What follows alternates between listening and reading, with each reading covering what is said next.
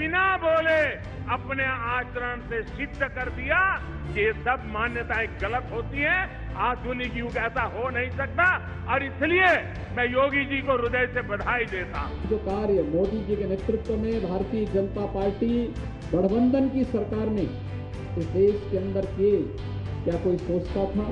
योगी सरकार बनी कि कुंडों को उल्टा लटकाकर सीधा करने का काम ये योगी सरकार। तारीफ पर तारीफ, तारीफ पर तारीफ, तारीफ पर तारीफ। हिंदुस्तान के सबसे बड़े सूबे के मुखिया की तारीफ, बीजेपी के हिंदुत्व कार्ड के सबसे बड़े चेहरे को सलामी। जय श्री राम का। योगी के हर दाव पर वाह वाह। बहुत उत्तम तरीके से उत्तर प्रदेश को आगे बढ़ा रहे हैं। सभी दिशाओं में विकास के मार्ग पर आगे बढ़ रहे हैं। आखिर यूपी में ऐसा क्या हुआ कि तारीफ अब मुलाकातों में तब्दील हो गई? यूपी में ऐसा क्या हुआ कि ये मुलाकातें सवालों में तब्दील हो गई हैं? इस मेल में बहुत बड़ा खेल है, क्योंकि सवाल देश के सबसे बड़े सूबे की सियासत का है, क्योंकि सवाल 403 विधानसभा सीटों का है, क्योंकि सवाल 80 लोकसभा सीटों का है। यह लखनऊ की सियासत है जो दिल्ली की गद्दी का फैसला करती है, जो देश की गद्दी का फैसला करती है। यह लखनऊ की सियासत है जिसके दम पर पीएम मोदी ने जीत के सारे रिकॉर्ड तोड़े। उसी सियासी खेल में उलझे मांझों को सुलझाने की तस्वीर है ये मुलाकात। योगी के दिल्ली में 24 घंटे 2024 तक का पूरा खाका है, जिसकी पहली परीक्षा 2021 चुनाव में होनी है। दिल्ली के 6 किलोमीटर के दायरे में चल रही सियासी हलचल विधानसभा चुनाव के पहले बीजेपी का रुख साफ करने वाली है।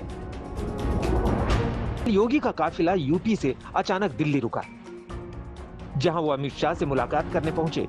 ये मुलाकात करीब 1.5 घंटे चली। इसके बाद योगी ने पीएम मोदी से मुलाकात की और फिर योगी आदित्यनाथ ने जेपी नड्डा के आवास पर जाकर भेंट की, जिसके बाद वो राष्ट्रपति भवन जाकर राष्ट्रपति रामनाथ कोविंद से मिले। इन सब में सबसे अहम रहा पीएम मोदी से मिलना। कई तरह के कयासों और संभावनाओं के बीच हुई इस भेंट के बाद योगी आदित्यनाथ ने धन्यवाद से भरा ट्वीट किया।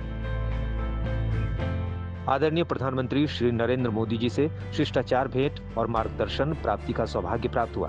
अपनी व्यस्तम दिनचर्या से भेंट के लिए समय प्रदान करने व आत्मीय मार्गदर्शन करने हेतु आदरणीय प्रधानमंत्री जी का हृदय तल से आभार।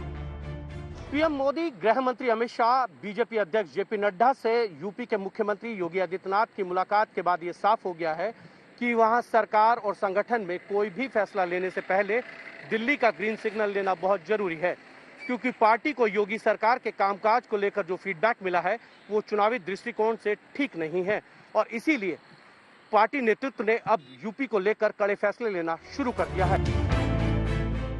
ये माना जा रहा है कि योगी आदित्यनाथ का दिल्ली आने का बुलावा 2022 की चुनावी तैयारियों का हिस्सा है।